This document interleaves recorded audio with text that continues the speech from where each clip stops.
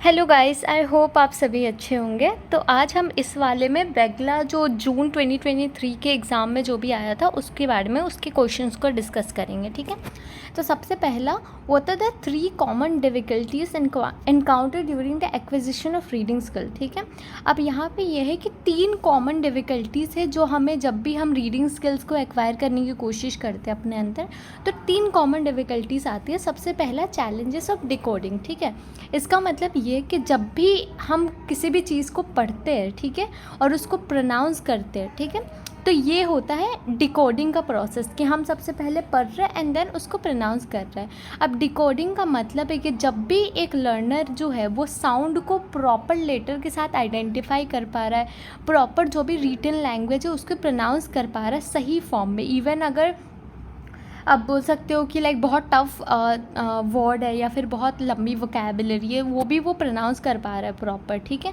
तो that is called decoding. अब जो भी नॉन नेटिव यूज़र्स होते हैं जो कॉमनली वो लैंग्वेज यूज़ नहीं करते, उनको सबसे ज़्यादा डिफ़िकल्टी फेस करनी पड़ती है, कन्फ्यूजन फेस करनी पड़ती है। स्पेशली जो भी नए या फिर जो भी अनफेमिलियर वर्ड्स वगैरह होते हैं ना, वो सारी चीज़ों में बहुत प्रॉब्लम हो जाती है। ठीक है, स्पेशली जो डिफरेंट साउंड निकल के आते हैं सेम वॉवल के, अलग वर्ड होते हैं डिफरेंट, देन वो डिफरेंट मीनिंग क्रिएट करती है, तो इसमें ये प्रॉब्लम आती है। ठीक है, दूसरा, इनएडिक्वेट और फॉल्टी कॉम्प्रिहेंशन। अब इसमें ये है कि जो रीडिंग में ना जो मेन इन्वॉल्व होता है ना, एक रिकग्निशन होता है कि हम किस तरीके से लेटर्स को या वर्ड्स को रिकग्नाइज कर पा रहे हैं ताकि हमें उसके पीछे का मीनिंग समझ आ जाए, वो सेंटेंस किस तरीके से बिल्ड हुई है या पैराग्राफ्स कैसे बनी है, वो चीज़ों का समझ आ जाए। अब जो नॉन नेटिव रीडर जब इनकाउंटर करती है अलग अलग वोकैबुलरी को, तो वो प्रॉपर रिकॉग्नाइज नहीं कर पाती है क्योंकि वो डिकोड नहीं कर पाती है प्रॉपरली, तो इसलिए वो कई सारी चीज़ें स्किप करती है और आगे बढ़ जाती है, जिसकी वजह से मतलब जो भी उनको सिंपल लग रहा हो या जो फेमिलियर लग रहा हो उसके ऊपर बढ़ जाती है। और अगर हम स्किप करते तो ऑब्वियस सी बात है कि हम प्रॉपर वो चीज़ें नहीं वो कर पाते हैं। ठीक है, मतलब जो कंप्लीट मीनिंग है ना कम्प्रिहेंशन का, उसे समझ नहीं पाते।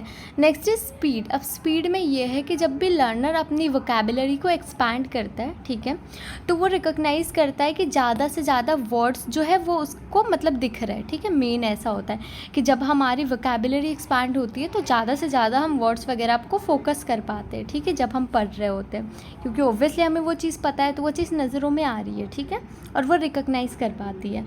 तो इसलिए जितना ज़्यादा एक इंसान पढ़ता है या लर्नर जितना ज़्यादा मतलब अनफेमिलियर वर्ड्स देखता है किसी भी कॉम्प्रिहेंशन में, तो बहुत ज़्यादा ऐसी चीज़ें हो जाती है कि उसे प्रॉब्लम होती है या वो अमाउंट ऑफ जो ये बोलोगे ना आप अंडरस्टैंडिंग, वो गेन नहीं कर पाता। ठीक है, तो स्पीड भी बहुत इंपॉर्टेंट है कि मॉडरेट स्पीड होनी चाहिए, और डिपेंड करता है वो कि कितनी प्रोफिशिएंसी। अगर लर्नर बहुत ज़्यादा अच्छा है, उसको सारी वोकैबुलरी पता है, तो वो अच्छे स्पीड में पढ़ सकता है। अगर कोई लर्नर नया नया है तो वो स्लो पढ़े, अगर कोई है कि मीडियम है तो वो मॉडरेट वर्जन में पढ़े। ठीक है, ऐसा। देन रीडिंग, स्पेलिंग, कॉरेस्पॉन्डिंग्स की अगर आप बात करें तो इंग्लिश के अंदर स्पेशली आप देखो तो बहुत सारे साइलेंट लेटर्स होते हैं, बहुत सारे अनएक्सपेक्टेड साउंड होते हैं, जिसकी वजह से जो न्यू लर्नर्स होते हैं या जो होते हैं जो रीडिंग मतलब पहली बार कर रहे हैं या नॉन नेटिव यूज़र्स होते हैं, उन्हें बहुत सारी प्रॉब्लम्स फेस करनी पड़ती है। वो मेमोराइज़ नहीं कर पाते, इतनी चीज़ें याद नहीं रख पाते। ठीक है, कि हाँ इसे कैसे रिकग्नाइज़ करना है, इसमें कौन सा साइलेंट है, इवन हमें भी नहीं आइडिया होता। राइट, जो चीज़ें हम यूज़ करते हैं उसमें हमें पता है कि इसे साइलेंट करना है, देन बाकी चीज़ों में हम उतना नहीं ध्यान दे पाते। लाइक इट्स नॉट ईजी, बहुत चीज़ों को देखना पड़ता है, तो इतना हर किसी के लिए पॉसिबल नहीं है। ठीक है, तो ये सारी प्रॉब्लम फेस करनी पड़ती है। दूसरा, what is expository text, right about the various categories of expository text. ठीक है, अब जो एक्सप्लेनेशन एक्सपोजिटरी राइटिंग्स का आप देखो तो वो बहुत सारे टाइप्स हैं। जो आप बोल सकते हैं नॉर्मली एक स्टेप है जहाँ पे जो प्रोसेस होता है उसकी एक्सप्लेनेशन की बात करते हैं हम, जो रीज़न होते हैं या जो भी आर्ग्यूमेंट्स होते हैं वो उसके साथ अटैच होते हैं और वो एक थीसिस स्टेटमेंट से कंबाइंड होते हैं। मतलब जो थीसिस स्टेटमेंट होती है वो उसके साथ कंपाइल्ड होती है ताकि वो उसको एक्सप्लेन कर सके। ठीक है, जब भी एक पर्सन एक्सपोजिटरी टेक्स्ट लिखता है तो वो ये एज्यूम किया जाता है कि रीडर जो है, जो पढ़ने वाला है इसको, उसके पास कोई भी प्रायर इन्फॉर्मेशन नहीं है सब्जेक्ट के बारे में, तो इसलिए जो भी इंस्ट्रक्शंस वगैरह होंगी वो बहुत ही ज़्यादा क्लियर होनी चाहिए, बहुत ज़्यादा प्रिसाइज होनी चाहिए कि सामने वाले को अगर बिल्कुल भी नॉलेज नहीं है तब भी उसको अच्छे से समझ आ जाए। और वो सामने वाला ये समझ पाए कि किस तरीके से ये प्रोसेस हुई है, किस तरीके से ये चीज़ें ऑकर हो रही है, ठीक है। अब 6 कैटेगरीज है इसके अंदर में। सबसे पहला कॉज एंड इफेक्ट, ठीक है। अब इसका मतलब है जब भी कोई सिचुएशन ऑकर होती है, ठीक है, तो उसका डिस्क्रिप्शन और उसकी कंसिक्वेंसेस क्या होने वाली है, ठीक है। तो इसमें हम कॉज एंड इफेक्ट लिखते हैं, जहाँ पे कॉजेस भी हम बताते हैं कि क्या हुआ है, एंड देन उसका इफेक्ट क्या हुई है ये बताते हैं, मतलब क्या हुआ है एंड देन उसका क्या इफेक्ट हुआ है ये। फॉर सपोज एग्जाम्पल अगर आप थीसिस स्टेटमेंट में देखो तो the Indian government must provide free schooling for every child in the country because literate citizen have more chances to be employed and add up to the country's wealth, ठीक है। सबसे पहला course कि जो Indian government है उन्हें free schooling provide करनी चाहिए हर चाइल्ड को। दूसरा उससे ये होगा कि जो कंट्री मतलब मेन उसका ये है कि जो कंट्री है, ठीक है, अगर उसमें सबसे ज़्यादा लिटरेट सिटीजन्स होते तो उनके ज़्यादा चांसेस है कि वो एम्प्लॉयड होंगे, जो कंट्री की वेल्थ को बूस्ट करेंगे, ठीक है। देन हम आ जाते हैं प्रॉब्लम एंड सल्यूशन के ऊपर। अब इसमें प्रॉब्लम और इसके सल्यूशन की बात करते हैं, मतलब हम लिस्ट ऑफ सल्यूशन देते हैं एक प्रॉब्लम का कि हाँ ये अल्टरनेटिव हो सकते हैं, इस तरीके से सॉल्व कर सकते हैं। अब इसमें वेरियस पर्सपेक्टिव वगैरह देखी जाती है, अलग अलग पर्सपेक्टिव से इस प्रॉब्लम को कैसे सॉल्व करना है उस चीज़ को हम एनालाइज करते हैं और सल्यूशन प्रोवाइड करते हैं। देन आते हैं क्लासिफिकेशन पे। अब क्लासिफिकेशन में ये होता है कि जो वेरियस ग्रुप्स या कैटेगरीज होते हैं उसमें हर चीज़ को क्लासिफाई कर दिया जाता है, ठीक है। लाइक आपने ब्रीफ एक्सप्लेनेशन दिया अबाउट द सब्जेक्ट, ओवरऑल आपने वो किया, ठीक है। देन उसके वेरियस पार्ट्स होंगे जिसको आपको एक्सप्लेन करने पड़ेंगे और वो विद एग्जाम्पल एक्सप्लेन करने पड़ेंगे, वरना विदाउट एग्जाम्पल समझ नहीं आएंगे, ठीक है। तो क्लासिफिकेशन भी बहुत इंपॉर्टेंट है, मतलब एक्सपोजिटरी टेक्स्ट के अंदर में क्लासिफिकेशन भी आते हैं कि ये तो एक्सप्लेन कर दिया, देन इसके ये पार्ट्स है, जैसे अभी भी आप ये पढ़ रहे हो एक्सपोजिटरी, देन इसके पार्ट्स को पढ़ रहे हो ना, उसी तरीके से बेस्ट एग्जांपल है ये।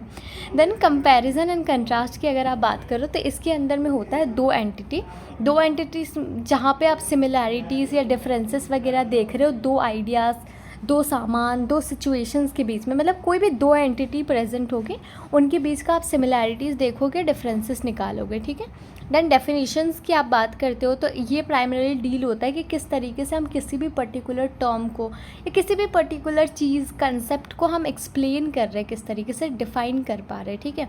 तो ये जो मेन बॉडी ऑफ द ऐसे होता है वो इसके अंदर में होता है, जिसमें डिटेल एनालिसिस या डिटेल एक्सप्लेनेशन देते हैं हम टर्म के बारे में, वो मेन बॉडी में होता है। देन कंक्लूजन होता है वैसे, ठीक है।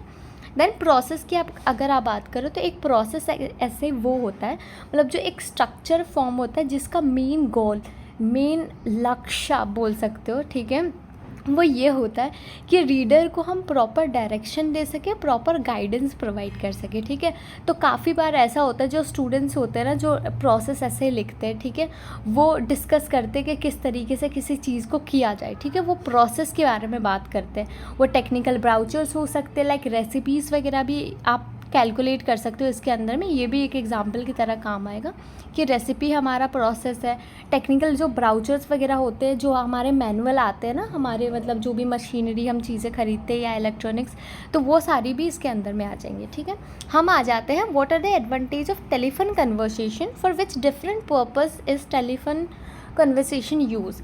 अब सब्सिक्वेंटली आप देखो तो जैसे ही टेक्नोलॉजी का अपग्रेडेशन हुआ उसके बाद से जो भी चीप इंडस्ट्रियल प्रोडक्शन स्प्रेड होने लगी, mobile telephonic network completely change कर दिया सोसाइटी को, तो जो मीडियम है वो टोटली चेंज हो गई, ठीक है, इंटरेक्शन के। सबसे पहले इसकी एडवांटेजेस की अगर आप बात करते हो तो स्पीड। अगर आपके पास अगर आप टेलीफोन कन्वर्सेशन करते हो तो उसके लिए कोई फ़िक्स टाइम आपको फ़िक्स करने की ज़रूरत नहीं है कि हमें इतने बजे अपॉइंटमेंट फ़िक्स करना है, फिज़िकली विजिट करने की ज़रूरत नहीं है। कोई पर्सनल इन्वॉल्वमेंट की है तो वो भी हो जाती है टेलीफोन कन्वर्सेशन में, मतलब हम एक्सचेंज ऑफ आइडियाज़ करते हैं, हमें फीडबैक भी फटाफट मिल जाता है, ऐसा नहीं है कि हमें लेटर लिखा हमें 4 दिन बाद मिल रहा है, ठीक है, तो वो इंस्टेंट मिल जाती है। तो ये सारी चीज़ें एडवांटेज है अगर आप इसके पर्पस वगैरह को देखो, ठीक है। तो आप एडवर्टीज़मेंट के लिए यूज़ कर सकते हो, अगर आपको कोई प्रोडक्ट बेचना है फ़ोन कॉल के थ्रू, या आप किसी चीज़ के बारे में अगर आपको ख़रीदने है तो वो भी आप इंक्वायर कर सकते हो। कोई भी प्रोफेशनल या पर्सनल इशू है उसको आप कन्वर्सेशन में ला सकते हो, ठीक है। आप क्लाइंट्स वगैरह को या अपने दोस्त को परसुएट कर सकते हो, ठीक है, मतलब अपनी बातों से कि हाँ मतलब इस तरीके से करो, उनकी चीज़ों का नेगोशिएट कर सकते हो, डील्स वगैरह बहुत सारी चीज़ें लाइक आप अलग अलग चीज़ों के लिए यूज़ कर सकते हो, बात करने के लिए, अपनी बात रखने के लिए, बेचने के लिए, बताने के लिए, खुश होने के लिए, रील्स देखने के लिए, वीडियोस देखने के लिए, सारी चीज़ों के लिए आप यूज़ कर सकते हो। बट यहाँ पे रील्स वीडियो मत कैलकुलेट कर देना, ठीक है, because that is not telephonic conversation, मैंने ऐसे ही ऐड किया था। खैर हम आ जाते हैं write short notes on the following, ठीक है। आप rhythm as a literary device सबसे पहले हम देख लेते हैं। तो rhythm as a literary device का मतलब ये है कि नॉर्मली जो भी शॉर्ट या लॉन्ग पैटर्न्स होते हैं ना, जो स्ट्रेस या अनस्ट्रेस सिलेबल्स से आते हैं, जो भी सिलेबल्स वगैरह को स्ट्रेस की जाती है या अनस्ट्रेस मतलब जो स्ट्रेस नहीं की जाती है, ठीक है, उसके फॉर्म्स को, उसके जो लॉन्ग या शॉर्ट पैटर्न्स होते हैं, जिसके इसके बारे में ना हमने सिलेबस के बारे में पहले पढ़ा है शायद से, सॉरी पहले पढ़ा है कैसे बोल सकती हूँ, नोट्स नहीं एक्सप्लेन किया ना मैंने, ओके नॉर्मली मैं आगे बता दूँगी, इसके साथ आएंगे, ठीक है। तो वर्ड्स फॉर्म में अब इसका इतना इंपॉर्टेंट नहीं है बिकॉज एग्ज़ाम में ऐसा पर्टिकुलरली नहीं आएगा कि स्ट्रेस या अनस्ट्रेस सिलेबल बता दो, तो इसके बारे में जब मैं ये बुक एक्सप्लेन करूँगी ना नेक्स्ट एग्ज़ाम के लिए तब उसके बारे में समझ आ जाएगा, ठीक है, तब मैं डिटेल में बता दूंगी। देन जो रिदम होता है इंग्लिश लैंग्वेज का, वो दो टाइप पे डिपेंड होता है, एक स्ट्रेस के ऊपर जो हम कितना ज़्यादा किसी भी वर्ड्स या किसी भी सिलेबल के ऊपर एम्फेसिस दे रहे हैं, ठीक है। तो ये एक स्ट्रॉन्ग पैटर्न ऑफ साउंड्स होता है, एक म्यूज़िकल नोट्स आप बोल सकते हो, म्यूज़िक में प्ले होती है, पोइट्री वगैरह में यूज़ होती है, डांसिंग के टाइम पे वो चीज़ें यूज़ होती है कि कितना एम्फेसिस दे रहा है, ठीक है। अगर आप stress type in English language की बात करते हो तो स्ट्रेस होता है, ठीक है, एक सिलेबल या एक पार्ट ऑफ वर्ड होता है, मतलब कोई भी एक वर्ड है उसका पार्ट होता है, उसे सिलेबल बोलते हैं, ठीक है। अब जब भी उसे बहुत स्ट्रांगली बोला गया है तो वो वर्ड लेवल पे, ठीक है, मतलब वर्ड लेवल पे उस सिलेबल को बहुत स्ट्रांगली बोला गया। फॉर सपोज जब हम रिकॉर्ड बात करते हैं तो रैक को हम ज़्यादा फोकस करते हैं, स्पेशली जब हम, अब ये रिकॉर्ड जो है ना वो एथलेटिक्स वर्ल्ड में फॉर सपोज हमने रिकॉर्ड मतलब हासिल किया है, ठीक है, हमें मेडल मिल गई, तो हम वहाँ पे रैक को ज़्यादा फोकस करते हैं, रिकॉर्ड ओट बहुत कम आता है, ठीक है। वाइल अगर हम जो वीडियो शूट वगैरह होते हैं उसकी बात करते हैं तो रिकॉर्ड बोलते हैं, कोड पे ज़्यादा फोकस करते हैं, ठीक है, रिकॉर्ड, ठीक है, कोड पे ज़्यादा फोकस होता है। तो इस तरीके से सिलेबल्स का स्ट्रेस चेंज होते रहता है, जितना इम्पॉर्टेंट है जो वर्ड या जो सिलेबल इम्पॉर्टेंट होता है मेन उस चीज़ पे ज़्यादा स्ट्रेस होता है। यहाँ पे भी आप देख सकते हो सिलेबल स्ट्रेस में हैप्पी बर्थडे में हैप्पी मतलब है वाला पार्ट ज़्यादा होता है कि हैप्पी बर्थडे, तो बर्थडे वाला में बर्थ वाला पार्ट ज़्यादा होता है, ठीक है। वाइल अगर आप वर्ड स्ट्रेस की बात करो तो यहाँ पे ये आएगा like it's a worst thing that you could do, ठीक है। अब वर्स्ट थिंग पे सबसे ज़्यादा मैंने इसलिए वो किया क्योंकि ये मेन पॉइंट है जो मैं सामने वाले को बताना चाहती हूँ, ठीक है। अब स्ट्रेस वहीं पे यूज़ होगा नॉर्मली, मतलब हम वर्ड को या सिलेबल का तभी स्ट्रेस करते हैं जब हमें लगता है कि ओवरऑल सारी चीज़ों से ज़्यादा ये पॉइंट इंपॉर्टेंट है सामने वाले तक पहुँचने के लिए, ठीक है। अब हम आ जाते हैं आर्ग्यूमेंटेटिव एंड पर्सुएसिव टेक्स्ट। अगर आप आर्ग्यूमेंटेटिव टेक्स्ट की बात करते हो तो ये एक ऐसा टेक्स्ट है जहाँ पे ऑथर अपना आर्ग्यूमेंट प्रेजेंट करता है, ठीक है, चाहे वो उसके अगेंस्ट में हो या उसके साथ हो उस टॉपिक पे। उसका एम मेन ये होता है कि वो अपने पॉइंट ऑफ व्यू को ना सामने वाले को जो रीडर है उसको मतलब उस तक पहुँचा सके अपना पॉइंट ऑफ व्यू, ठीक है, उसे कन्विंस कर सके। अब टेक्स्ट फॉर्मल भी हो सकता है, एकेडमिक भी हो सकता है, तो इसलिए बहुत सारे आर्ग्यूमेंट वगैरह, सारे एविडेंसेस वगैरह हमें डालने होते हैं, like facts, figures, statistics, surveys, reports वगैरह, ये सारी चीज़ें डालनी होती हैं ताकि हम रिसर्च को मतलब डिप्थ नॉलेज दिखा सकें यहाँ पे, ठीक है। अब इसके अंदर में कुछ कोट्स वगैरह भी यूज़ होते हैं जो एक्सपर्ट्स वगैरह ने पहले वो पेश की है। इसके अंदर में बहुत सारे लॉजिक प्रोवाइड की जाती है आउथर के थ्रू। अब यहाँ पे आउथर ना मतलब प्रेजेंट करता है दोनों सेक्शन को, मतलब उसके प्रोस को भी दिखाता है, उसके कॉन्स को भी दिखाता है, दोनों मतलब सिक्के के दोनों पहलू को वो दिखाता है एक पर्टिकुलर टॉपिक का, ठीक है। भले ही उसका मेन ये होता है कि वो अपनी पर्सपेक्टिव को रख सके, बट दिखाता वो दोनों तरफ है कि ये भी है, इसका ये साइड ये भी है, ठीक है। तो एक लॉजिकल वे में वो चीज़ों को डालता है और मेन उसका यही रहता है कि बस वो अपना आर्ग्यूमेंट सामने रख सके, सामने वाले को पर्सुएट कर सके, ठीक है। लेकिन जब वो रीजंस देते वो थोड़े वर्दी रीजंस होते, थोड़े इंपॉर्टेंट रीज़न होते, सही होते, जो डेटा के साथ एक्चुअल मैच की जाती है, ठीक है। वाइल अगर आप पर्सुएसिव टेक्स्ट की बात करते हो तो ये एक ऐसा ऐसे है जहाँ पे हम कन्विंस करने की बात करते हैं। अब तो आर्ग्यूमेंटेटिव में भी कन्विंस का था, बट वहाँ पे जब कन्विंस कर रहे थे तो हम प्रोस एंड कॉन्स दोनों को रख रहे थे, लेकिन यहाँ पे ऐसा नहीं होता है। यहाँ पे हमारा मेन फोकस सिर्फ ये है कि हम अपने मतलब जो राइटर्स की पर्सनल ओपिनियन है वो सिर्फ उस चीज़ को रखता है सामने, ठीक है। बस उसका मेन एम होता है कि किसी भी तरीके से सामने वाले को मना लूँ, बस कैसा भी हो मना लूँ, बस ये होता है, ठीक है। नॉर्मली अगर आप एरिस्टोटल की मानो तो 3 मोड ऑफ पर्सुएशन होता है, एथोस, पैथोस और लोगोस। एथोस का मतलब है जब भी कोई एथिकल वे में पर्सुएट कर रहा है, ठीक है, मतलब क्रेडिबिलिटी है राइटर के पास, ठीक है, उस पर लोग ट्रस्ट करते हैं, वो है ट्रस्टेबल पर्सन, तो उसको एथोस बोलते हैं। पैथोस की अगर आप बात करें तो जब भी कोई पर्सन इमोशनल अपील करता है, मतलब इमोशनली आपको मतलब पर्सुएट करता है, तो वो होता है पैथोस। एंड अगर आप लोगोस की बात करो तो जो लॉजिक को देता है, लॉजिक को मतलब नॉर्मली आप आर्ग्यूमेंटेटिव टेक्स्ट में लोगोस को लगा सकते हैं क्योंकि वो लॉजिक के फॉर्म में वो बात करती है, ठीक है। लेकिन अगर आप नॉर्मली पर्सुएसिव टेक्स्ट की बात करो तो ये फोकस करता है थोड़ा इमोशनल, थोड़ा किस तरीके से हम वैसे साइड को प्रेजेंट कर सकें, ठीक है।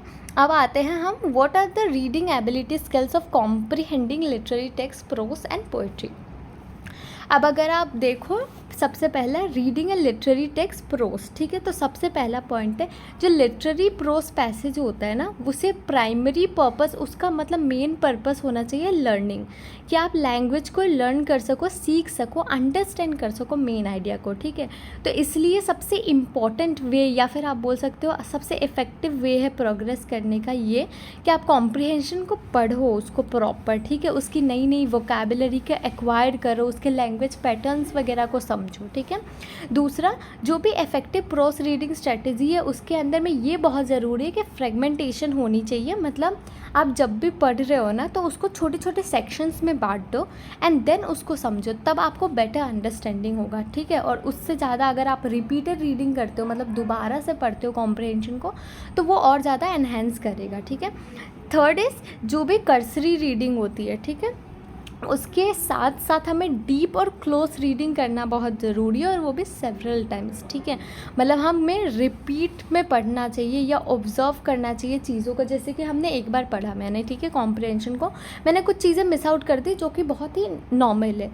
अब मैं दूसरी बार पढ़ूंगी तो ज़रूरी नहीं है ना सेम चीज़ को छोड़ूंगी, हो सकता है अब इस बार मुझे वो चीज़ दिख गई। तो जितने बार हम पढ़ते हैं, जितना ज़्यादा रिपीटेड रीडिंग होती है ना, जितना ज़्यादा क्लोजली हम उस चीज़ को पढ़ते हैं या डीपली, उतना ज़्यादा हम बेटर सीखते हैं। देन इसमें ये भी ज़रूरी है कि जो रीडर्स है वो सारी चीज़ों को अंडरस्टैंड कर पाए, सारे सिचुएशन को, जो भी रीजंस वगैरह दी गई है उसे सारे प्रॉपरली समझ पाए, ठीक है। तो फाइनली रीडर के लिए ये बहुत ज़रूरी है कि जो भी मेन थीम है या जो अलग अलग लेयर्स हैं मीनिंग के, ठीक है, वो उसे समझ पाए प्रॉपर। अब अगर reading a literary text poetry की बात करो तो रीडर को सबसे पहले ज़रूरी होता है कि जो सरफेस मीनिंग है, मतलब जो भी पोइम दी गई है उन्हें, ठीक है, उसका जो मेन मीनिंग है जो दिख रहा है, ठीक है, उससे पहले प्रॉपरली एक्यूरेटली समझे, ठीक है। अब जब वो ये कर रहा है तो उसके लिए बहुत ज़रूरी है कि वो लिटरल वर्ड जो है टेक्स्ट का उस चीज़ पे भी फोकस करे, ठीक है, मतलब, और उसकी कनेक्शंस वगैरह पे भी फोकस कर पाए। देन अगर आप बात करते हैं नेक्स्ट पॉइंट की, तो रीडर्स को आइडेंटिफाई भी करना होता है यहाँ पे स्टेजेस वगैरह का, या जो फेज़ है लिटरेरी वर्क में उस चीज़ का। फॉर सपोज आप पोएम की बात करते हो तो स्टैंजास वगैरह होते हैं उसके अंदर में, बहुत सारी चीज़ों में आप देखो तो कैंटोस, वर्सेस वगैरह आपको दिख जाते हैं, ठीक है, कॉन्टेंट्स दिख जाते हैं। तो ये सारी चीज़ें उसको भी आइडेंटिफाई करना बहुत ज़रूरी है, उसके स्टेजेस को, कि वो किस तरीके से मूव कर रहा है। जब हम पोएम पढ़ते हैं या जब हम शायरी पढ़ते हैं तो हम फोकस करते हैं, राइट, कि कैसा उसका मूवमेंट हो रहा है, कि हाँ यहाँ से ये इस तरीके से जा रहा है, इस तरीके से, वैसी चीज़ें, ठीक है। देन नेक्स्ट इज़ कि जो रीडर्स है, ठीक है, वो ओवरऑल स्ट्रक्चरल जो पैटर्न होते हैं, मतलब एक स्ट्रक्चरल फ्रेम की अगर आप बात करो, उस चीज़ को आइडेंटिफाई करना ज़रूरी है, जिसको हम मैक्रो पैटर्न बोलते हैं, जहाँ पे जो भी आपका स्मॉलर स्केल या माइक्रो पैटर्निंग आप उस पर फोकस कर रहे हो। जैसे कि फॉर एग्जांपल 2 एलिमेंट है पोएम में, ठीक है, उसको पेयर किया जाता है और उसको कंट्रास्ट किया जाता है एक दूसरे के विपरीत, ठीक है, इस तरीके से, मतलब ओवरऑल स्ट्रक्चर पैटर्न्स को आप वो करके पूरे स्ट्रक्चर फ्रेम में डाल रहे हो एंड देन उसको कंट्रास्ट कर रहे हो, पेयर कर रहे हो एक दूसरे से, ठीक है। नेक्स्ट जो रीडर है, ठीक है, वो प्रोग्रेस कर सकता है, या आप ये बोल सकते हो जो भी एक आप कैसे समझाऊँ, मतलब रीडर्स को इस तरीके से प्रोग्रेस करना चाहिए कि जो भी अब उन्होंने को जो दो चीज़ें मिली थी जो कंट्रास्टिंग नेचर के थे, हो सकता है वो जब पढ़ रहे हैं आगे, ठीक है, या उसको डीपली समझ रहे, तो वो कहीं ना कहीं एक दूसरे से क्लोजली रिलेटेड है। फॉर सपोज अगर आप एग्जाम्पल वे में देखो तो जो टाइगर या लैम्ब आप ब्लैक्स के पॉइंट में देखते हो, आप पढ़ सकते हो ब्लैक्स के पर, ठीक है, तो वहाँ पे ना फर्स्ट ऑफ ऑल टाइगर और लैम्ब को ना बिल्कुल ही ऑपोजिट बताया गया था। लेकिन जैसे ही आप क्लोजली आप उस चीज़ को समझते हो, उसके मीनिंग को समझते हो, तो आपको समझ आता है कि एक्चुअल में ये नहीं है, वो कहीं ना कहीं एट फर्स्ट सिमिलर दिखते हैं, ठीक है। देन अगर आप बात करो नेक्स्ट पॉइंट की, तो रीडर्स फर्दर ये चीज़ देख सकता है कि वो किस तरीके से जो रियल कंटेंट है या जो एपरेंट कंटेंट है उनके बीच का डिफरेंस निकाल सके, ठीक है, उनके बीच का डिफरेंस समझ सके कि लाइक कौन सा सुपरफिशियल चीज़ है, कौन सा ऑब्वियस मीनिंग है एक्चुअल में, ठीक है, कि कौन सी मल्टी लेयर्ड इम्प्लीकेशन दिखाई गई है या कौन सी सच्चाई है एक्चुअल में। इस चीज़ का ध्यान रखना भी बहुत ज़रूरी है रीडर्स के लिए, ठीक है। देन लास्ट इज जो रीडर्स है जो पढ़ रही है, ठीक है, उसको जो सेंसिटिविटी है ना कि किस तरीके से मीनिंग और सिग्निफिकेंस के बीच का डिफरेंस निकालना है, उस पर बहुत फोकस करना ज़रूरी है कि मीनिंग अलग चीज़ है और सिग्निफिकेंस अलग चीज़ है, ठीक है, तो दोनों पे फोकस करना इज़ इम्पॉर्टेंट। मीनिंग का मतलब जब जो भी एसेंस होता है या जो मेन चीज़ होता है ना उसके अंदर में, मतलब जो मेन मतलब होता है किसी भी राइटिंग का विद इन द वर्क, ठीक है, उसे मीनिंग बोलते हैं। वाइल अगर आप सिग्निफिकेंस की बात करते हो तो उसका क्या सिग्निफिकेंस, उसका क्या पर्सपेक्टिव या इम्प्रेशन है रीडर के ऊपर, वो सिग्निफिकेंस होता है। एक होता है मतलब, दूसरा होता है क्या इम्प्रेशन है उसके ऊपर, वो किस तरीके से परसीव कर रहा है उस चीज़ को, ठीक है, वो होता है। देन इसके साथ ये वाला भी ख़त्म हो जाता है। आई होप ये वाला क्वेश्चन पेपर भी क्लियर हो गया। नेक्स्ट हम दूसरा करेंगे एंड तब तक के लिए बाय बाय, टेक केयर।